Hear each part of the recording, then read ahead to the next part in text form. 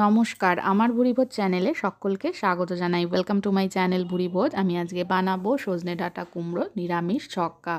তার জন্য এখানে সজনে ডাঁটা নিয়েছি, আঁশগুলো ছাড়িয়ে নিতে হবে অবশ্যই। আর কুমড়ো নিয়েছি আর ছোলা। কড়াইতে সর্ষের তেল বসিয়ে তেজপাতা শুকনো লঙ্কাটা প্রথমে দিয়ে দিলাম। একটু ভাজা হলে 5 ফোড়ন দিয়ে দেব। ফোড়নটাকে ভালো করে ভেজে নেব। ফোড়ন ভালো করে ভাজা হয়ে গেলে তারপরে এর মধ্যে আমি দিয়ে দেবো একটু সামান্য হলুদ গুঁড়ো। তেলের ওপরে হলুদ গুঁড়োটা দিয়ে সাথে সাথে কুমড়োটা দিয়ে দিলাম। তেলের ওপরে হলুদ গুঁড়ো দিলে সবজির গায়ে অনেক সময় জল থাকে, সেটা তেলটা কিন্তু গায়ে ছিটকে আসতে পারে। হলুদ গুঁড়ো দিলে কিন্তু একটু ছিটকবে না। এবার কুমড়োটা ভেজে নেব। 2-3 মিনিট মতন কুমড়োটা ভেজে নেব।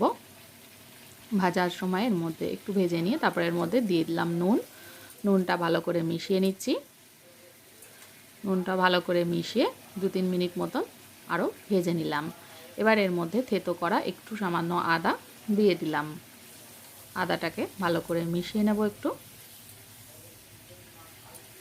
ভালো করে আদাটাকে একটু নেড়ে চেড়ে কুমড়োর সাথে মিশিয়ে নিলাম। এবার আমি এর মধ্যে দিয়ে দেব ভিজিয়ে রাখা ছোলাগুলো দিয়ে দেব। ছোলাটাকে সারা রাত ভিজিয়ে রাখতে হবে। আর যদি সারা রাত ভিজিয়ে রাখতে ভুলেও যান, সকালবেলা উঠে যদি একটু গরম জলে ছোলাটাকে ভিজিয়ে নিলে কিন্তু ঝটপট ছোলা ভিজে যাবে।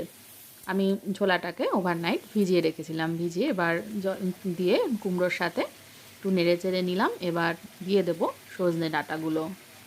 খুব সহজ, এটা ইজি একটা রেসিপি, ঝটপট হয়ে যাবে। ঘরে থাকা সাধারণ উপকরণ দিয়ে ঝটপট তৈরি একটা নিরামিষ রেসিপি, খেতে কিন্তু ভীষণই ভালো লাগবে। ডাঁটাটা দেওয়ার পরেও একটু নেড়ে চেড়ে ভেজে নিয়েছি 2 মিনিট মতো। তারপরে দিয়ে দিলাম চেরা কাঁচা লঙ্কাটা দিয়ে ভালো করে একটু মিশিয়ে নেব। মিশিয়ে একটু ভাজা ভাজা করে নিলাম। নেওয়ার পরে এর মধ্যে একটু হলুদ গুঁড়ো দিয়ে দিলাম। হলুদ গুঁড়োটাকেও ভালো করে মিশিয়ে নিচ্ছি। ভালো করে মিশিয়ে এর মধ্যে দিয়ে দিলাম জলে কুমড়ো, সজনে ডাঁটা, ছোলা এগুলো সেদ্ধ করে নিতে হবে। যতক্ষণ সেদ্ধ করছে ততক্ষণ ভাজা মশলাটা তৈরি করে নেব। এখানে 1 টিস্পুন জিরে আর 1 টিস্পুন গোটা ধনে রয়েছে। এটা ভালো তাওয়ার ওপরে ভেজে নিয়ে এটাকে গুঁড়ো করে নেব।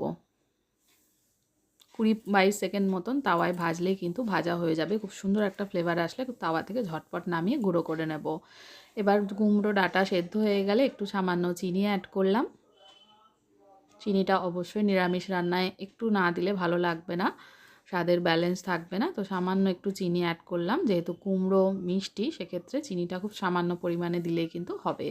এবার ভাজা মশলাটা অ্যাড করে দিলাম। ভাজা মশলাটা মিশিয়ে নিচ্ছি। ভাজা জিরে আর ধনে গুঁড়ো, এই মশলাটা যে কোনো নিরামিষ রান্নায় দিলেই কিন্তু ভীষণ ভালো হয় খেতে।